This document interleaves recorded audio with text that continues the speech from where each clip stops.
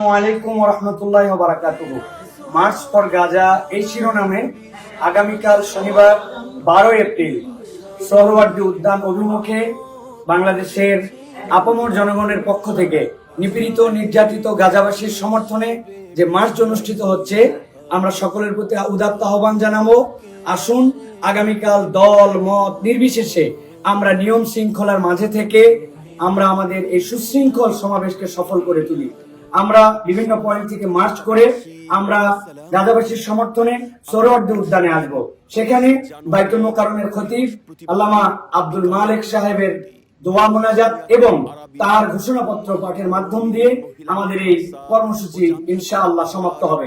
সকলে যে যার অবস্থান থেকে চূড়ান্ত শৃঙ্খলাকে রেখে আমরা নেমে আসি।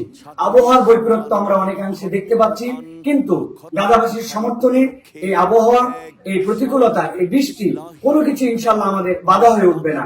দেশবাসী এরকম ভাবে একটি ইস্যুতে সকলে এর আগে কবে সম্মিলিত হয়েছিলেন আমাদের ঠিক জানা নাই। আমরা সকলের প্রতি উদাত্ত আহ্বান জানাবো, আমরা শৃঙ্খলাবদ্ধ ভাবে এই মার্চ ফর গাজাকে সফল করার জন্য সকলে এগিয়ে আসি ইনশাআল্লাহ।